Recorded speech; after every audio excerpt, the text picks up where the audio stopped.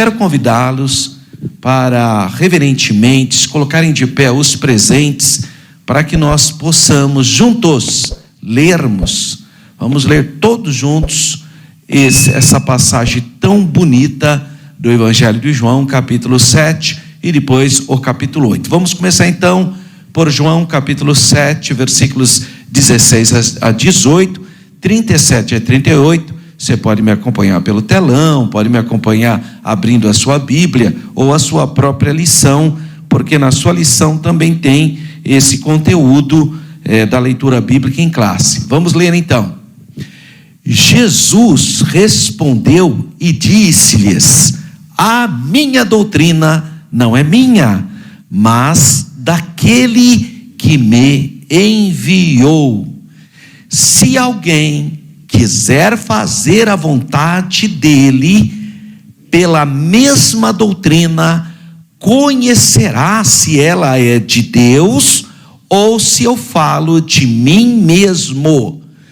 Quem fala de si mesmo busca a sua própria glória, mas o que busca a glória daquele que o enviou, esse é verdadeiro, e não há nele injustiça.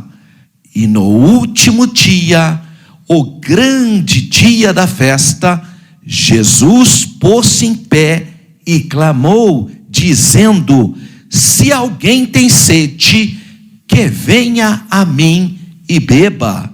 Quem crê em mim, como diz a Escritura, rios de água viva correrão do seu ventre. Agora, Evangelho de João, agora não é 7, né? Agora é 8, 38 e 36, está errado ali. O que diz o 31? Jesus dizia, pois, aos judeus que criam nele: se vós permanecerdes na minha palavra, sereis meus discípulos, e conhecereis a verdade, e a verdade vos libertará.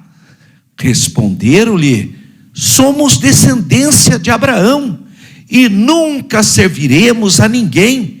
Como dizes tu, sereis livres? Respondeu-lhes Jesus: em verdade vos digo, que todo aquele que comete pecado é servo do pecado. Ora, o servo não fica para sempre em casa, o filho fica para sempre. Se, pois, o filho vos libertar, verdadeiramente sereis livres. Amém, irmãos? Graças a Deus. Vamos orar então.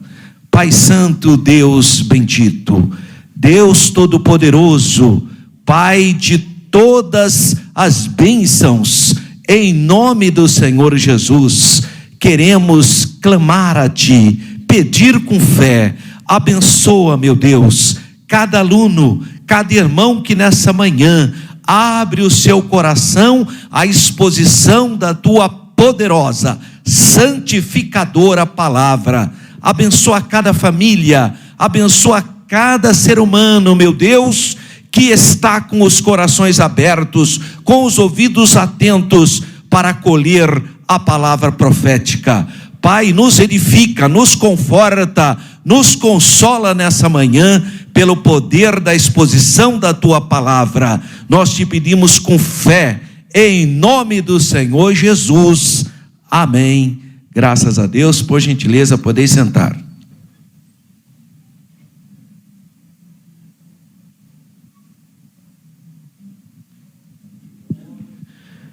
Graças a Deus. Nosso superintendente, pastor Nestor, está nos orientando que a internet voltou para o YouTube, né? Então dá para acompanhar pelo YouTube, mas não pelo Facebook, né? Somente pelo YouTube. Então, apenas avisando os irmãos aí que compartilham, né? Muitos irmãos compartilham desse material, aí tem que acessar direto no YouTube, não está ainda funcionando pelo Facebook. Muito bem. Meus irmãos, o tema então, a verdade que liberta, é a base do ensino dessa manhã no Evangelho de João. Capítulo 8, versículo 32, está o nosso textuário. E conhecereis a verdade, e a verdade vos libertará. Muito bem. Bom, deixa eu voltar aqui um pouquinho para dar o contexto para os irmãos. O nosso textual, então, ele tem um contexto. Qual é o contexto dele? Na verdade, ele começa lá atrás, né? Ele não... De novo está errado ali, capítulo 6, é capítulo 8 que nós estamos estudando. Já vi 2 erros aqui nessa lição, está mais atento para a gente não permitir isso. Mas ele começa, capítulo 8 do Evangelho de João, a partir do versículo 12, e aí ele vai até o 59. Você pode abrir a sua Bíblia no capítulo 8, porque nós vamos estar todo o tempo citando. Então, a partir do versículo 12, é o discurso de Jesus sobre sua missão. E aí ele vai até o versículo 59, e o nosso textuário especificamente o versículo 32. Então, esse é o contexto do nosso textuário. Qual é a verdade, então, desse versículo? Quando ele fala, e conhecereis a verdade, e a verdade vos libertará. Obviamente que a verdade é Cristo. Através do Evangelho, das boas novas, nós ficamos conhecendo, então, a pessoa do Senhor Jesus, como João, capítulo 3, versículos 15 a 18, mas eu quero citar especificamente o versículo 16. Porque Deus amou o mundo de tal maneira que deu o seu Filho unigênito para que todo aquele que nele crê não pereça, mas tenha a vida eterna. Essa é a verdade. Eu vou falar agora de maneira parafraseada, porque o Pai amou você que entrou aqui nessa manhã, você que está me acompanhando. O Pai te amou de uma maneira tão ímpar, tão sui generis, tão especial, tão atípica, ao ponto de dar o único da sua espécie, o seu único filho, para que todo aquele que exercer fé no nome do Senhor Jesus, na obra expiatória do Calvário, não pereça, mas viva para sempre. Amém. Então é João 3,16, que é o textuário da fé cristã. Então, que verdade o versículo se refere? Se refere às boas novas do Evangelho, que é o Senhor Jesus. Então, conhecer a doutrina que o Senhor Jesus compartilha permite que haja uma transformação na nossa vida, que nós chamamos do novo nascimento. E quando a pessoa então confessa Jesus, é perdoada pela obra expiatória de Jesus gratuitamente, pela fé, quebra as cadeias, ocorre o novo nascimento, ou seja, as correntes que Satanás tem prendido a humanidade é quebrada pelo poder que há na pessoa do Senhor Jesus. Então o Senhor nos deu a sua própria vida para nos libertar. A morte de Jesus, ela é substitutiva. Ele morre em meu lugar, mas a morte de Jesus também é expiatória, porque o sangue dele purifica do pecado. A morte de Jesus também me justifica. A morte do Senhor Jesus me santifica. Olha os aspectos da morte expiatória do Senhor Jesus, conquistada na cruz do Calvário. Segundo, em João capítulo 17, versículo 17, mostra-nos algo do que isso significa. Então, quando a palavra de Deus, que é Jesus, entra no teu coração, então ocorre essa passagem linda que Jesus declara em João 17:17. Santifica-os na verdade. O que é a verdade? A tua palavra é a verdade. Então o próprio Senhor Jesus declara que a palavra, e João, no preâmbulo do Evangelho, ele vai dizer o seguinte: no princípio era a palavra, e a palavra estava com Deus, e a palavra era Deus. Ele estava no princípio com Deus. Todas as coisas foram feitas por ele, e sem ele nada do que foi feito se fez. E o capítulo 1, versículo 14 diz: e a palavra se fez carne e habitou entre nós, e vimos a sua glória, como a glória do unigênito do Pai, cheio de graça e de verdade. Então vejam as palavras: graça, verdade, glória, presente então nesse texto. E o Senhor Jesus declara: santifica-os na verdade, a tua palavra é a verdade. Você quer ter vida santa? Leia a Bíblia todo dia. Todo dia leia a palavra de Deus, leia os salmos, leia os evangelhos, leia as epístolas. Se você ler a palavra de Deus todo dia, você vai ter mais sensibilidade espiritual e viver uma vida de santidade, porque a palavra de Deus nos santifica. Isso aponta para a revelação de Deus em Cristo. A sua mensagem pode santificar, pode nos libertar, de acordo com a fé que nós venhamos exercer nessa palavra. Terceira consideração do nosso textuário, que é a declaração de Jesus: e conhecereis a verdade, e a verdade vos libertará. Considerar também que em João capítulo 1, versículo 14, que eu já citei, o Senhor Jesus trouxe a graça e a verdade. É o finalzinho do versículo: cheio de graça e de verdade. Então a revelação divina no Logos é a palavra grega. Na nossa Bíblia nós colocamos a palavra latina, verbo, mas o português é palavra. Então, Logos, grego, verbo, latim, palavra, português. Então a revelação divina no Logos, na palavra, livra os homens das algemas do mal, quebra as cadeias.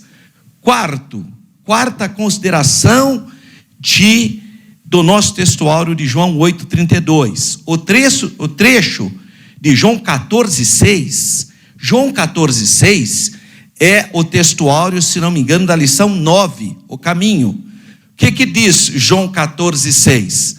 Jesus declara: eu sou o caminho, a verdade e a vida, e ninguém vem ao Pai senão por mim. Então isso é a verdade absoluta. Então Jesus não é uma verdade. Ele não falou: eu sou uma verdade, uma vida, um caminho. Não.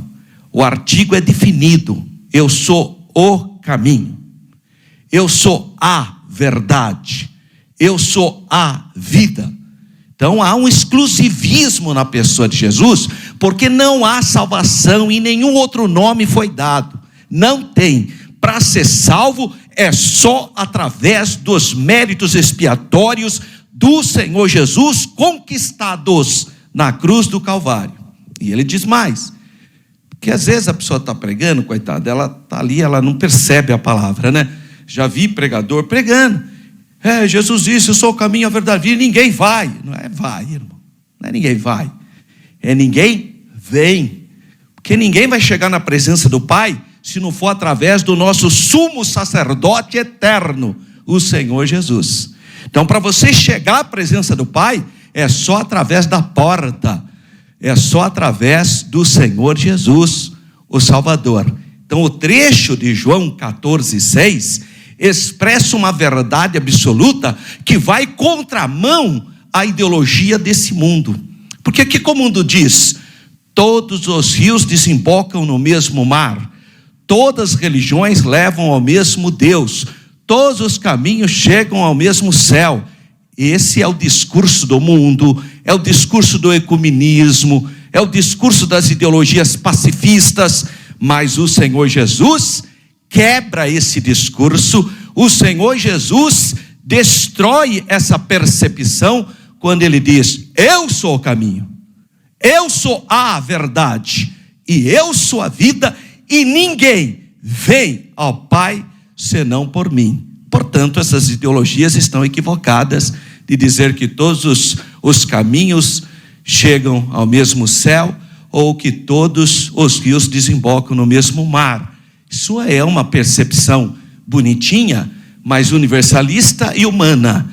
O Verbo, o Filho de Deus, declara: eu sou o caminho. Só através de Jesus que nós temos salvação eterna da nossa alma. Nele, em Jesus, os homens vivem e se libertam da escravidão do pecado. Se libertam, então, da prática pecaminosa. Veja, eu quero que você abra a sua Bíblia em 1 João, na primeira carta de João, para a gente fazer uma reflexão sobre um versículo aqui.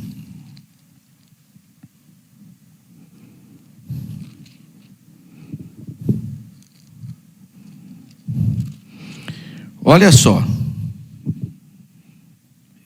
capítulo 1, versículos, a partir do versículo 5. E esta é a mensagem que dele ouvimos e vos anunciamos, que Deus é luz e não há nele treva nenhuma. Se dissermos que temos comunhão com ele e andarmos em trevas, mentimos e não praticamos a verdade. Mas se andarmos na luz, como ele na luz está, temos comunhão uns com os outros, e o sangue de Jesus nos purifica de todo o pecado. Se dissermos que não temos pecados, enganamo-nos a nós mesmos. Se confessarmos o nosso pecado, se confessarmos os nossos pecados,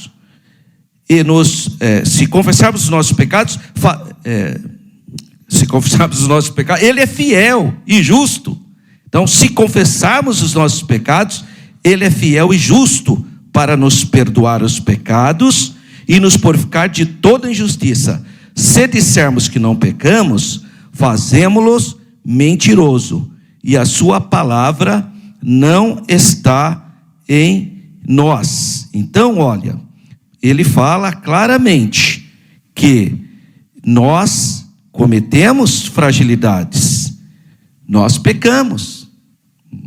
Não fala não, irmão, eu não peco mais, depois que eu aceitei Jesus eu não peco mais. Não, o que ocorre é que você não tem mais prazer no pecado, mas você está sujeito ainda a essa situação. Então, às vezes, eu já vi traduções da Bíblia dizendo assim: quem é de Deus não peca, né? Eu já vi essa expressão. Muita gente, inclusive, fica confuso, porque ele está lendo a Bíblia e fala: mas está escrito aqui, ó, quem é de Deus não peca.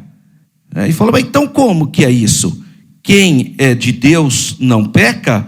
E agora ele está falando, se a gente fala que não peca, tá mentindo? O 5:28, vamos lá. 1 João mesmo, né? 5:18.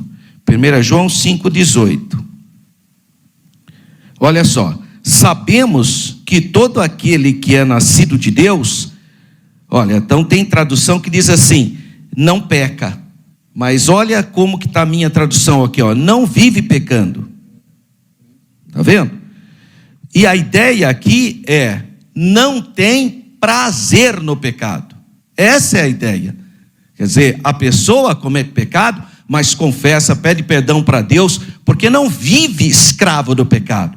Diferentemente do mundo, do homem mundano, da mulher mundana, que quer pecar. O homem do mundo, ele quer adulterar, ele quer trapacear, ele quer enganar, porque ele tem prazer nas práticas pecaminosas e porque é escravo do diabo. Então ele faz as obras do diabo, porque o diabo veio para matar, roubar e destruir. Então, a pessoa tem prazer na malignidade, no pecado, na desgraça. O crente que nasceu de novo, ele pode até cometer deslizes e erros, mas ele imediatamente, ele pede perdão, ele vai orar, ele pede oração, porque não tem prazer mais nessa vida pecaminosa. Então é diferente. Então, Jesus veio para nos libertar do pecado. Estamos sujeitos ao pecado, mas não temos prazer no pecado. Isso é importante, então, nós compreendermos. E aquelas versões que acabou colocando, aquele que é de Deus, nascido de Deus não peca, faltou colocar, né? Não vive pecando, ou não tem prazer no pecado. Senão vai ficar contraditório com o preâmbulo da própria carta. Quinta consideração sobre o texto áureo de João capítulo 8, versículo 32. O próprio Deus é a verdade, a fonte e o alvo de toda a verdade. É o próprio Deus, Ele é. Seja Deus verdadeiro, Paulo declara em Romanos, seja Deus verdadeiro e todo homem mentiroso, né? Portanto, viver é viver em Cristo, porque Ele é a verdade. Então, viver em Cristo, viver por Ele e para Ele, como Paulo escreve em 1 Coríntios 8, 6. Outro tanto se aplica ao próprio Cristo, né? Colossenses 1,16, que Ele é a fonte, a origem, é o gênesis de tudo. Então nós temos que viver nele. Toda a verdade então tem raiz em Deus, seja ela de qualquer natureza, ela vem de Deus. Se for verdadeiro, tem raiz em Deus, porque Ele é a verdade. Então uma realização científica verdadeira, ela tem esse princípio. Você vai encontrar nos princípios divinos, seja filosófico, seja religioso, seja lá o que for. Se for verdade, provém de Deus, porque Deus é a verdade. Então, crescer na verdade é crescer no próprio Deus, crescer nas coisas de Deus, é vir praticar a palavra de Deus, porque a palavra de Deus nos traz liberdade, pois são removidos todo obstáculo, todo impedimento é quebrado, conforme você vai lendo a palavra, conforme se abre seu coração para as coisas espirituais, começa a orar, ter comunhão com Deus, você vai tendo crescimento e também você vai tendo bem-estar, porque o nosso problema, ele se reflete na questão espiritual. Se a pessoa está mais espiritual, isso vai refletir para outras áreas do seu organismo. Se ele estiver bem espiritualmente, se ele está na perspectiva de comunhão com Deus, de paz, você vai ser um pai melhor, você vai ser uma mãe melhor, você vai ser um cidadão melhor, se você estiver em paz, se o Espírito Santo estiver operando no teu coração. Mas se isso não ocorrer, então você vai ser uma pessoa que se irrita facilmente, desequilibrada, com tendências de ter doenças psicossomáticas, porque não tem a paz de Deus no coração, não tem a palavra no coração. Como que eu posso reverter essa situação? Lendo a palavra, orando, buscando as coisas de Deus, glorificando. O louvor, ele cura. O louvor é extremamente saudável quando a pessoa adora a Deus de todo o coração. Deus opera. A oração é outro elemento saudável para nós. Então nós precisamos cultivar, porque essa vida é corrida. As pessoas já acordam com um monte de problema, olhando em celular e resolvendo, e vai trabalhar, e vai. Não tem tempo para entrar no seu quarto e obedecer o que Jesus falou. Entra no seu quarto, fecha a porta. Você tem que ter um tempo com Deus. Você tem que ter um momento de abrir o seu coração e falar com Deus. Pedir para o Senhor Jesus te batizar no Espírito Santo, te dar o revestimento de poder, te dar os dons espirituais, pedir para o Senhor Jesus fazer gestar no seu coração o fruto do Espírito, que é a paz, a longanimidade, a mansidão, a benignidade, o domínio próprio, a mansidão. Isso é fruto do Espírito, são os aspectos do fruto do Espírito. Você tem que desejar, você tem que buscar isso da parte do Senhor, para você ter essa vida abençoada que Deus quer que todos nós tenhamos. Sexto aspecto de João 8, 32. O pecado limita e aprisiona a gente. Mas idêntico a esse efeito também é a nossa mortalidade, né? A nossa condição, ainda como estamos ainda nesse corpo. Eu quero que, a hora que você tiver uma oportunidade, leia 2 Coríntios, capítulo 5. Leia pelo menos os 10 versículos. Você vai entender a limitação que nós estamos enquanto estamos nesse corpo. Paulo fala claramente em 2 Coríntios, capítulo 5, entre os versículos 1 a 10, ele fala que enquanto estamos nesse corpo, nessa carne, nós estamos ausentes do Senhor. Porque, de fato, nós estamos vivendo ainda uma vida de limitações e de corruptibilidade devido ao nosso corpo. Então a salvação em Cristo nos liberta de todas as limitações. Por isso que quando Jesus vai se referir à morte, ele fala: não morre. Quem é de Cristo parte da morte para a vida. Essa é uma outra perspectiva, porque aí a pessoa estará sempre com o Senhor. E 2 Coríntios, capítulo 5, Paulo trabalha essa percepção. Então a verdade de Cristo é a verdade, porque é a verdade de Deus, e a nós transmitida. Então Deus transmite a sua verdade através da pessoa do Filho.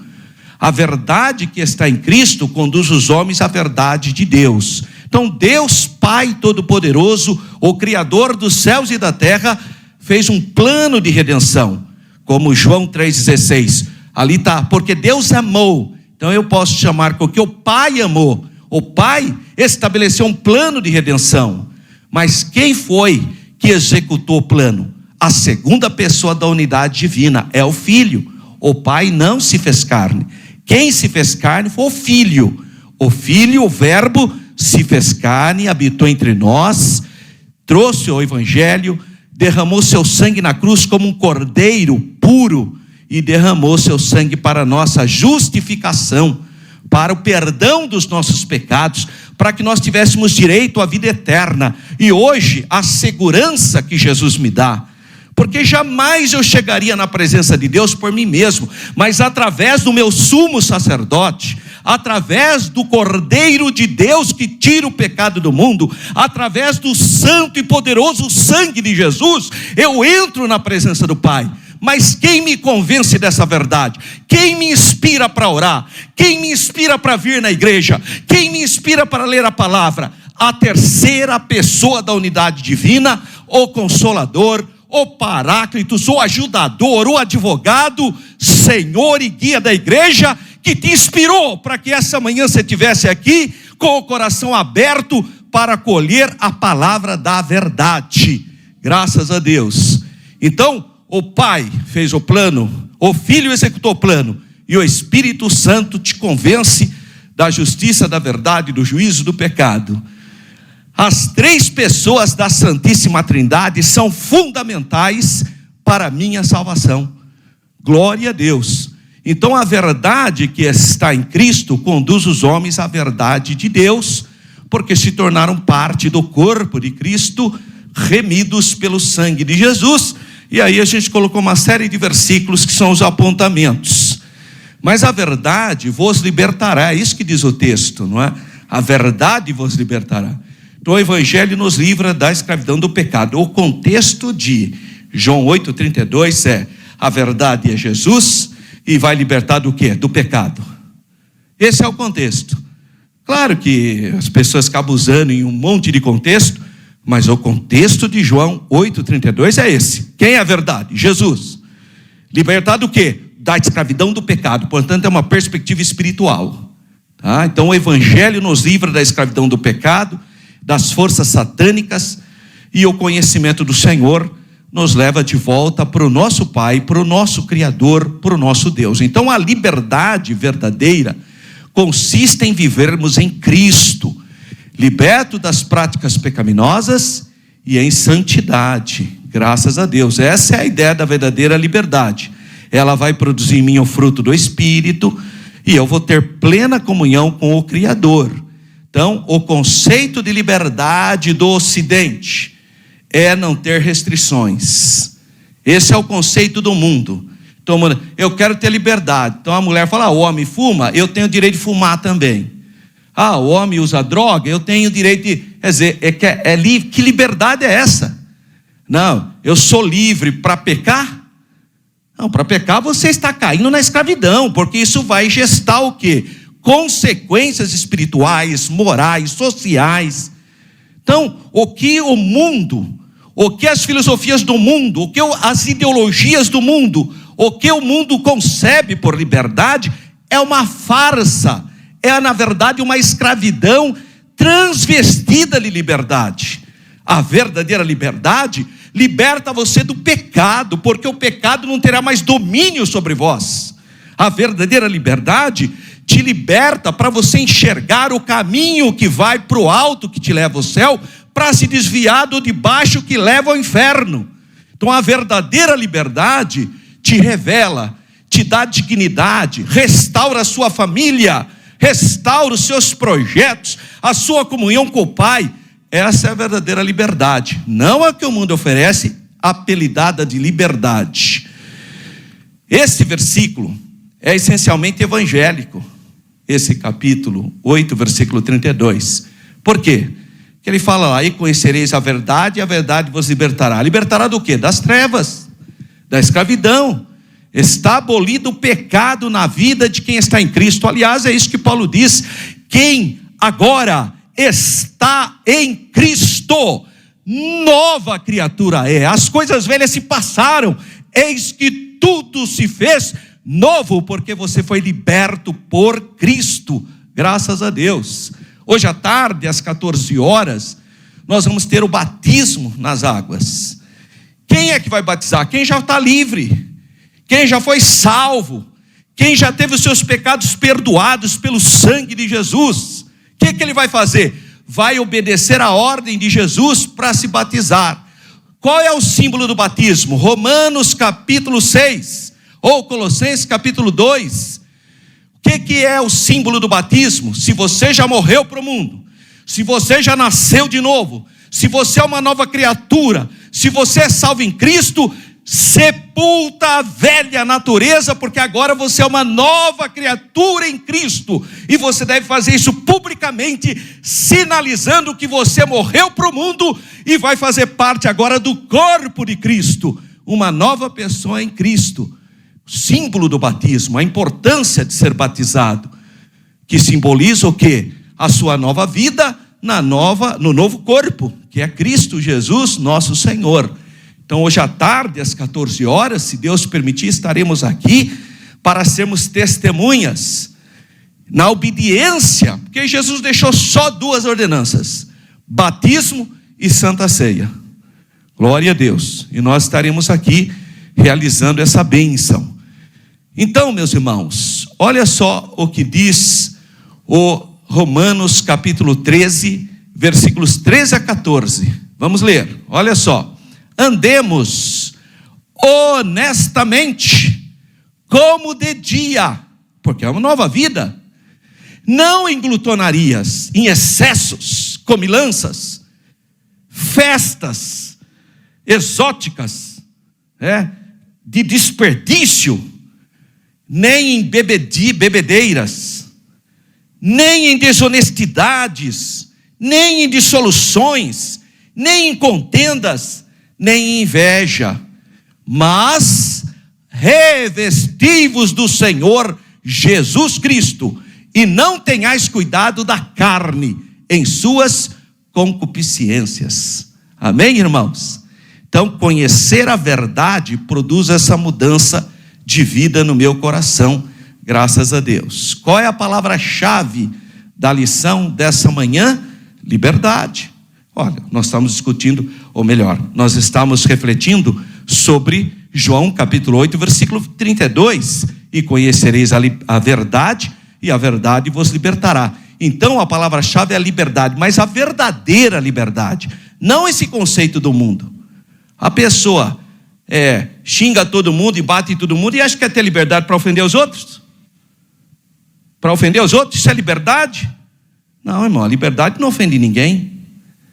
A verdadeira liberdade não traz consequências dessa natureza. Agora a pessoa xinga todo mundo tudo, e acha que tem liberdade para falar o que quer. Tem nazista que fala que tem que ter a liberdade para negar o Holocausto. Você acha que isso é liberdade? Que nega um fato histórico, um crime contra a humanidade? Isso é liberdade? Isso é escravidão.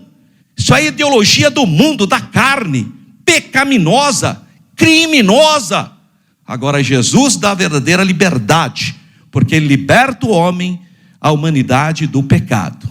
Olha que foto bacana, né?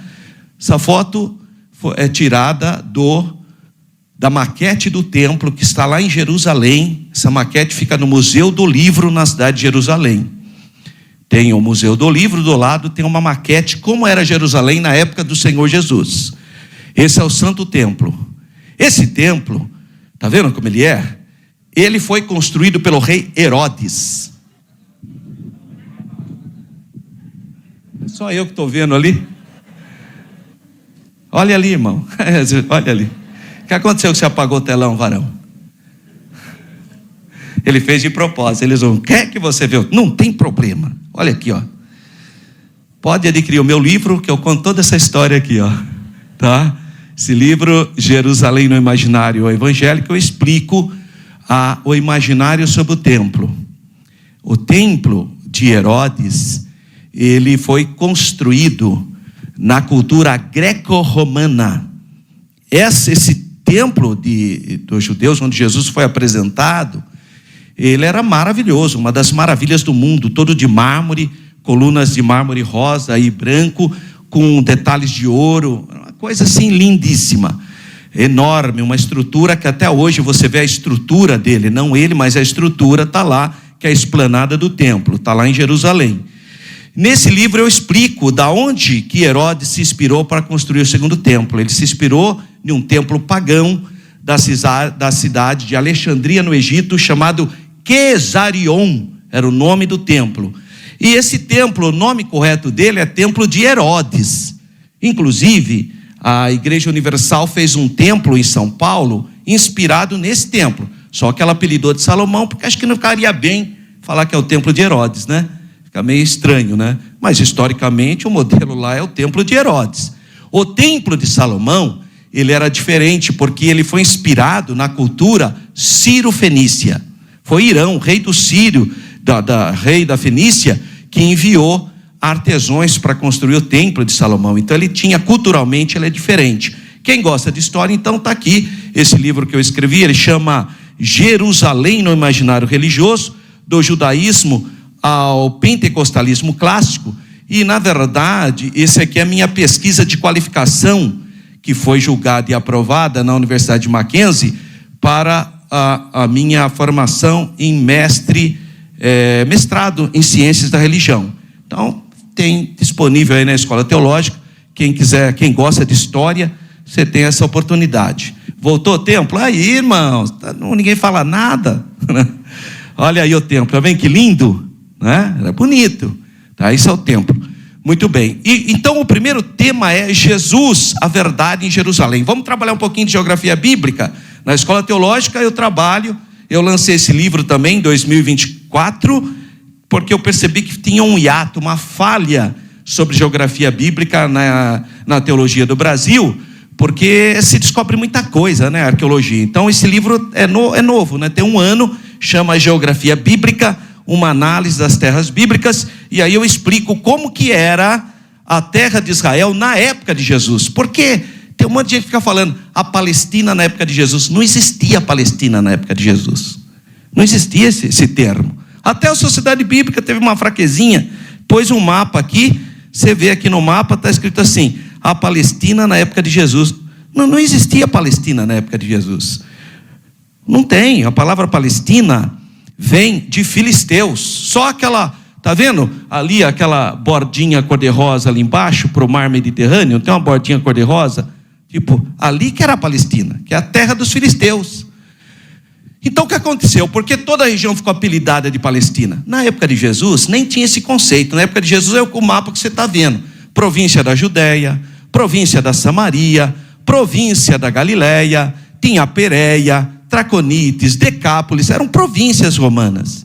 Mas a partir do ano 132, ocorreu uma revolta. No ano 132, os judeus se revoltaram através de um guerreiro chamado Bar Kokhba e de um rabino chamado Rabino Akiva. E do ano 132 até pelo menos 136, ocorreu a revolta judaica. E quem era o imperador romano? O imperador Adriano. E o imperador Adriano esmagou a revolta de Bar Kokhba e, inclusive, destruiu o resto que tinha lá e mandou construir uma nova cidade no local, uma cidade pagã, que ele apelidou de Aélia Capitolina. E para destruir o nacionalismo do povo judeu, ele redenominou essas províncias como Palestina. Aí que veio o nome. Então o nome Palestina é uma imposição romana para destruir o sentimento nacional judaico. O nome Palestina, porque Palestina mesmo é só a terra dos filisteus, é onde vem a palavra Filistia, Palestina. Na época de Jesus tinha Palestina? Não, na época de Jesus você tem Judá, a província da Judéia, a província da Samaria, a província da Galileia e também as outras províncias. Por que eu estou dizendo isso? Para você entender o capítulo 7 do Evangelho de João, que fala então que o Senhor Jesus estava na Galileia. Aonde é a Galileia? Lá em cima. Está vendo ali? Não sei se, acho que não chega, né? Não entra. Mas é a parte norte lá, Galileia. Vocês estão lendo? Consegue ver lá? Galileia. É lá que Jesus estava. Jesus morava na Galileia. Nazaré fica no sul da Galileia. Samaria, eles evitavam passar por causa do samaritano, então eles desciam pelo vale do Rio Jordão, pela Pérea, e entravam na Judéia, exceto quando Jesus foi em Samaria. Aí é um outro caso, né? Bom, então ele não se dirigia a Jerusalém, pois os judeus estavam planejando matá-lo. É só você ler aí, em João capítulo 7, versículo 1. Pode ler aí o que olha. E depois disso, Jesus andava pela Galileia, e já não queria andar pela Judéia, pois os judeus procuravam matá-lo. Está aí, em João capítulo 7, versículo 1. Olha aí, eu coloquei a jornada de Jesus, mais ou menos, Está vendo lá em cima aquele azulzinho? Lá em cima aquele azulzinho lá no mapa é o Mar da Galileia. O Mar da Galileia não é um mar, irmão, é só apelido. Ele é um lago, é o maior lago de água doce da região. Tá? Então ele foi apelidado de Mar da Galileia, mas na verdade ele é um lago. Quais são os outros nomes dele? Lago de Genezaré, Lago de Tiberíades, o nome hebraico dele que aparece no Antigo Testamento, que é Kineret. Esses são os nomes sobre o Mar da Galileia. Então olha quanta coisa de geografia bíblica, né? Eu falo aqui sobre o Mar da Galileia também no livro. E aí eu apresento o que? A possível jornada de Jesus em João capítulo 7. Ele deve ter saído lá da Galileia, olha lá, contornado a Samaria. Está vendo que ele passa o Rio Jordão, vem para a Pérea ali, desce perto do Mar Morto, ele entra por Jericó e sobe para Jerusalém, na Judéia. Tá? Então, é uma possível jornada de Jesus da Galileia para a cidade sagrada de Jerusalém. Então, apesar dos conselhos dos seus irmãos, por que eles querem que Jesus suba para Jerusalém? Porque os judeus sobem para Jerusalém para as festas judaicas. Que festa é essa? Essa é do tabernáculo. Tá? Não é a Páscoa. Essa festa que falei no último dia da festa, Jesus pôs-se em pé, era a festa dos tabernáculos, Sucote, 6 meses depois da Páscoa. Tá? É uma outra festa. Jesus tinha plena consciência de que não era sob a influência dos seus irmãos, da sua família, ou seja lá de quem fosse, que ele iria na cidade santa, mas apenas sob a orientação do Pai. O Pai orientava o Senhor Jesus. Então Jesus subiu discretamente para Jerusalém durante a festa dos tabernáculos no Sucote. Agora veja, irmãos, Sucote é a palavra hebraica para festa dos tabernáculos. Olha uma coisa importante aí. Por que se fala tanto que ele subia para Jerusalém? Por que subia? Porque da região lá do Mar Morto, o Mar Morto está basicamente a 400 metros abaixo do nível do Mar Mediterrâneo. Jerusalém está mais ou menos a uns 200 metros acima do Mar Morto. Por isso que ele fala sobe, né? Ele descia lá da Galileia, né, para o Rio Jordão, para o vale do Rio Jordão, e aí subia para Jerusalém. Por isso que a expressão subir para Jerusalém é muito presente ali. Quais são as 3 importantes festas que Deus colocou como estatuto perpétuo para Israel? Quais são as 3 festas? A Páscoa, que era celebrada junto com os pães ázimos ou asmos, por isso que Páscoa e festa dos pães ázimos é a mesma coisa. Segunda, festa das colheitas, que é 50 dias após a Páscoa, quando Jesus batizou os discípulos com o Espírito Santo, conforme Atos capítulo 2, que vem da palavra grega Pentecostes, penta, 50, Pentecostes. Então, significa que era a das colheitas. E a terceira festa é a festa que Jesus participou, essa é a festa dos tabernáculos, que é, ou cabanas, do hebraico Sukkot. Acontecia 6 meses após a Páscoa, era uma solenidade que recordava então a permanência dos israelitas no deserto, acampados em tendas. Até hoje em Israel se comemora isso. Bom, o Senhor Jesus também participou de uma quarta festa, mas só que essa quarta festa não foi dada por Deus. Isso aí foi essa festa, ela é comemorada desde o 2º século antes de Cristo, que é a festa da dedicação. Essa festa era na época de novembro, dezembro, portanto, no inverno durava 8 dias. E o Senhor Jesus, por ser judeu, participava de todas as festas. Inclusive ele participou da festa da dedicação, como a gente vai ver daqui a pouquinho. Olha só, Jesus participava de todas as festas. Olha Lucas capítulo 2, versículo 41 e 42. Ora, todos os anos iam seus pais a Jerusalém, à festa da Páscoa, e tendo ele já 12 anos, subiram a Jerusalém, segundo o costume do dia da festa. Então Jesus participava das festas judaicas. João 2,13, e estava próximo a Páscoa dos judeus, Jesus subiu a Jerusalém, porque era uma das orientações para comemorar a Páscoa, era na cidade de Jerusalém, porque lá estava o templo. Você matava o cordeirinho, derramava o sangue, e depois você levava o cordeiro para comer. Então tinha que ir para Jerusalém. João capítulo 7, versículo 37, e no último dia, o grande dia da festa, Jesus pôs-se em pé e clamou dizendo: se alguém tem sede, venha a mim e beba. Que festa é essa? Festa dos tabernáculos, 6 meses depois da festa da Páscoa. Agora, olha aquela festa que eu falei para vocês, do 2º século antes de Cristo, que é da época dos Macabeus. João capítulo 10, versículos 22 e 23. E em Jerusalém havia a festa da dedicação. Que festa é essa?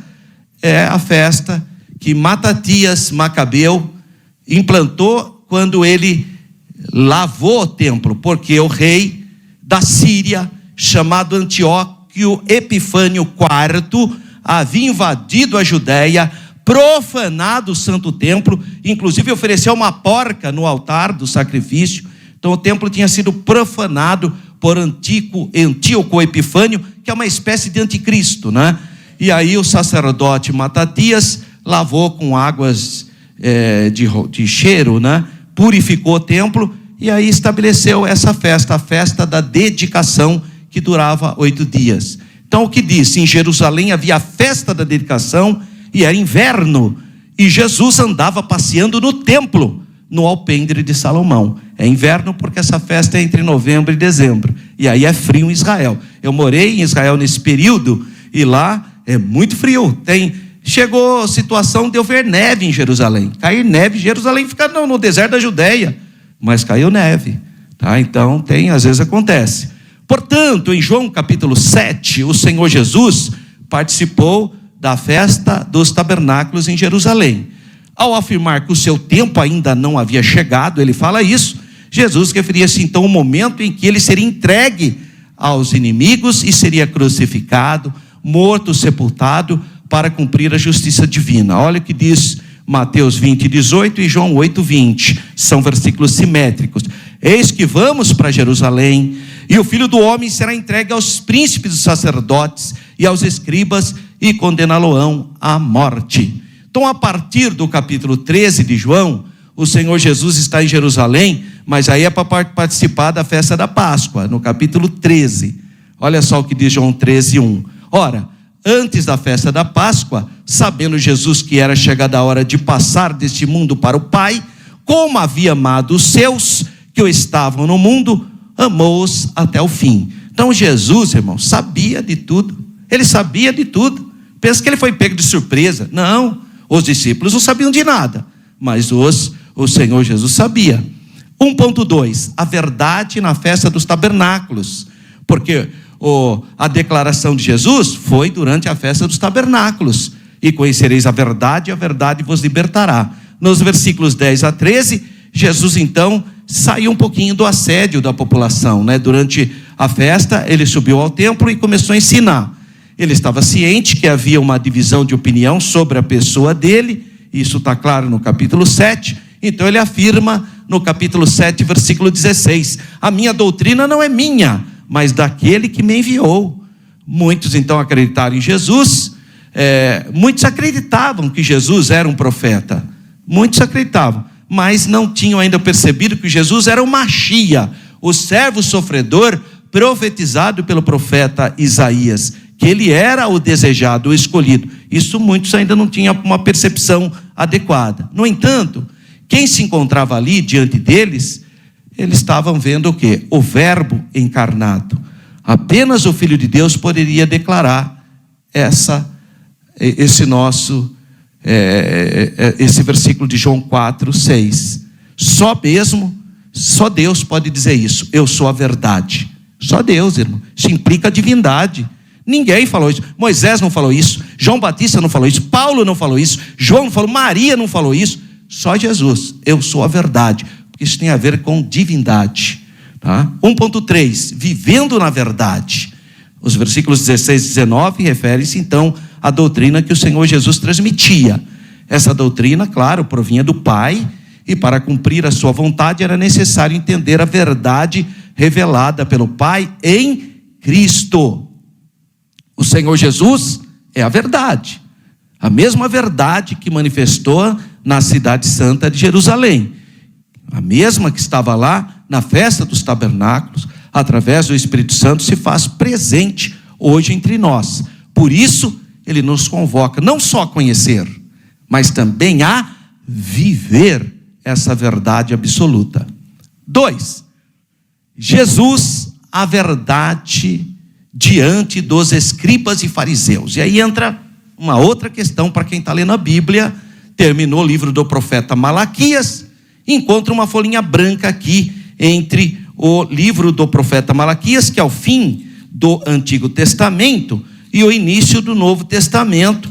Tem a folhinha branca aqui, e aí está escrito assim, o Novo Testamento, né? Pelo menos meu está assim, ó. Termina o livro do profeta Malaquias, tem uma folhinha branca escrito Novo Testamento. Acho que a sua está assim também. Aí começa o Santo Evangelho segundo escreveu Mateus. Essa folhinha branca aqui, irmãos, significa 400 anos. 400 anos de silêncio de Deus. 400 anos onde você não ouve a palavra profética. Acabou em Malaquias. Passaram-se 400 anos, apareceu João Batista quebrando o silêncio de Deus. Qual foi a palavra de João Batista? Palavra de motivação? Passando a mão na cabeça da humanidade? Não. Arrependei-vos e convertei-vos, porque é chegado o reino de Deus.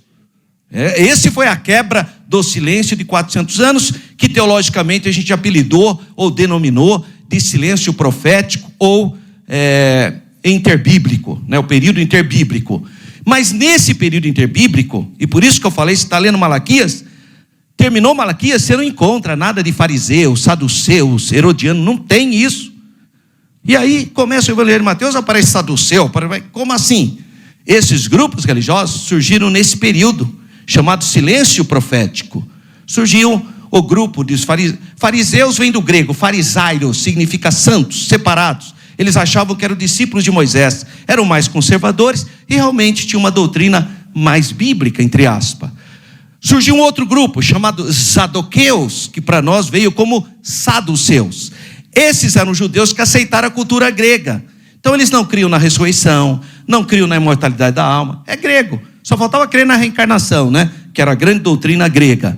Mas eram pessoas extremamente influentes, eram grandes proprietários de terra, grandes comerciantes, fizeram parte da elite sacerdotal, os saduceus.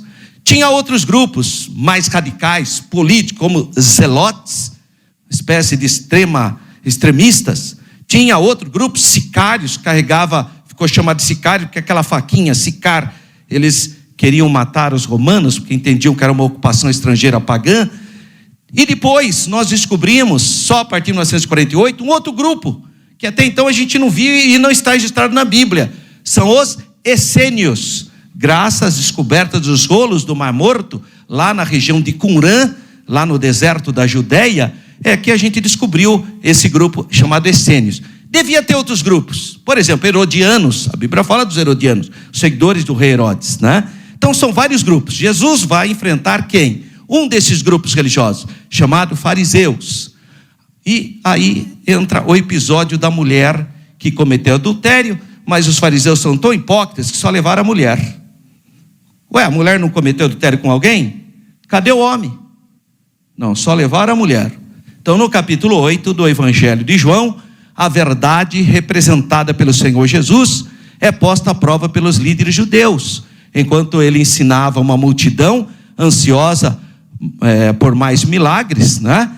Os escribas e fariseus trouxeram então uma mulher apanhada em adultério. Olha só, um dia um aluno perguntou, eu estava num programa de rádio ao vivo, alguém escreveu lá: ô professor Alberto, explica para mim isso.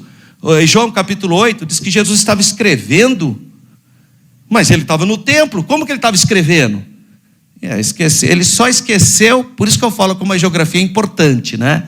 Jerusalém fica no deserto da Judéia, lá tem tempestades de areia, então devia ter muita areia lá no pátio do templo, e Jesus estava escrevendo, né? Dava para escrever sim, tá? Não é que ele estava na praia, ele estava no pátio do templo, mas como Jerusalém fica aninhada nas montanhas da Judéia, especificamente Monte Sião e Monte Moriá, e ali vem as nuvens de areia, caía lá, tinha que estar varrendo o tempo todo, e por isso que Jesus está escrevendo lá no pátio do templo, e eles levam então essa mulher, de acordo com a lei de Moisés, ela devia ser apedrejada. Só que escuta o que eu vou te dizer, raramente havia apedrejamento em Israel, hein?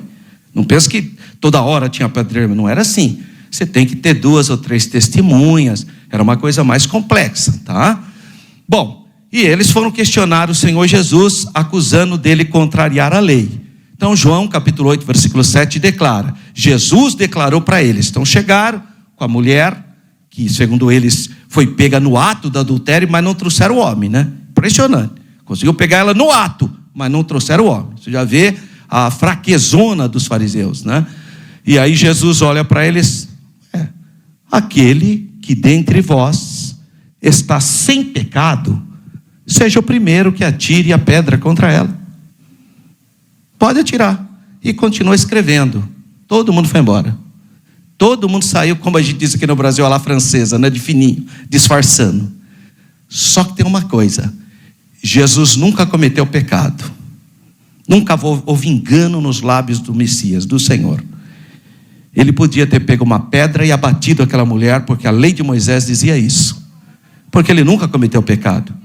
Só que Jesus não deu para a mulher o que ela merecia, deu o que ela mais necessitava.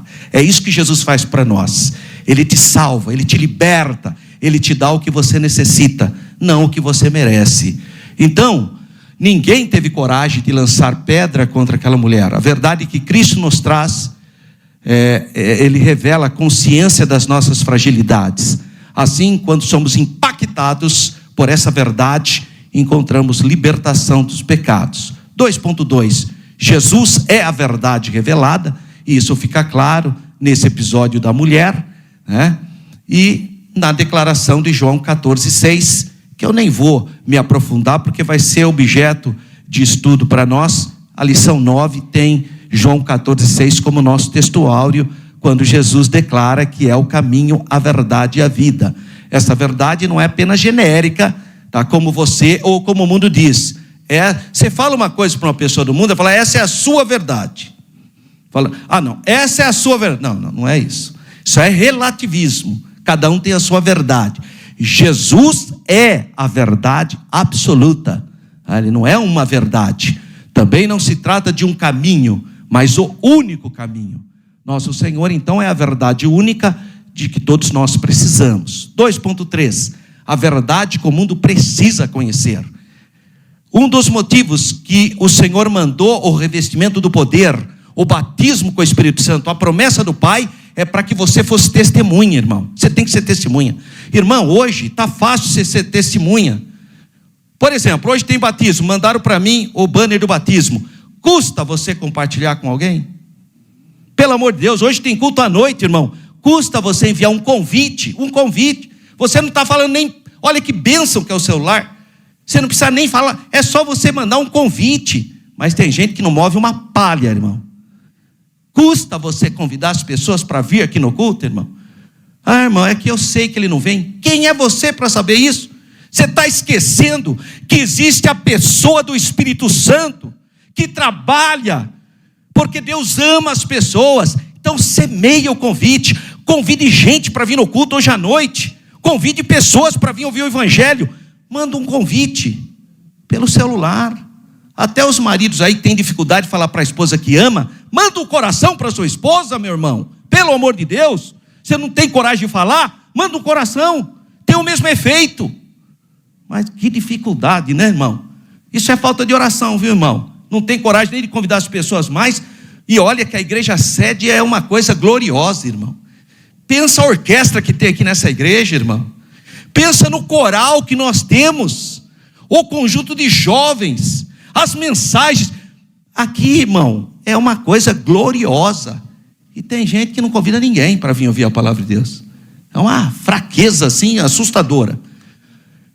Então, irmãos, a pessoa não recebe Jesus, vai atrás do quê? Do falso espiritualidade, esoterismo e outras coisas que não glorificam a Deus. Mas Jesus é a verdade que liberta o pecador. Como eu já falei sobre a verdade que liberta, então não quero ser redundante para os irmãos, já estou indo para o final. A pergunta: o que é verdade? Não é um conceito filosófico, não é um conceito ideológico, mas é o verbo que se fez carne, a revelação de Deus para a humanidade. Então, verdadeiramente, nós somos livres quando nós aceitamos a Jesus. Olha Romanos capítulo 5, versículo 12. Pelo que, como por um homem entrou o pecado no mundo, e pelo pecado a morte, assim também a morte passou a todos os homens, por isso que todos pecaram. Em Romanos 5, inclusive, fala: nós não pecamos semelhantemente ao pecado de Adão, mesmo assim nós herdamos. Isso chama-se pecado original. Mas graças a Deus que o Senhor Jesus nos liberta dessa mácula, desse pecado. Para fecharmos, a verdadeira liberdade só pode ser encontrada no Senhor Jesus. Portanto, aqueles que conhecem a Jesus e se mantêm na verdade, não são prisioneiros do mundo, não estão sujeitos ao pecado, nem ao diabo. O diabo não lhe toca, porque você é de Deus. Então a verdade de Cristo nos dá a verdadeira liberdade. Não existe solução para o mundo, hein? Só Jesus. Por isso, leve uma palavra de amor para as pessoas que precisam ouvir o Evangelho. Se Deus nos permitir, nesse ano ainda, no mês de novembro, entre os dias 16 em diante, nós vamos fazer a nossa viagem para Israel, 9 dias, só Israel. Quem tiver interesse, tira e printa aí essa tela para você mandar o seu interesse, eu te envio as propostas, etc. Dá tempo de você ainda, se você quiser ir. Próxima aula, pensa numa aula linda, pensa numa aula maravilhosa e acolhedora, o bom pastor e as suas ovelhas. É o dia das mães, mas vem participar, venha, traga sua mãe, para ela ter uma aula abençoada, para ela ser renovada, tá? Venha participar dessa aula que você vai ser impactado, porque eu fui, a hora que eu estava estudando essa aula, que coisa gloriosa, irmãos. Então venha na próxima aula, é a lição de número 6, o bom pastor e as suas ovelhas, 11 de maio, dia das mães. Que todos vocês tenham uma semana de paz, de saúde, de vitória. Amém, irmãos? Muitíssimo obrigado.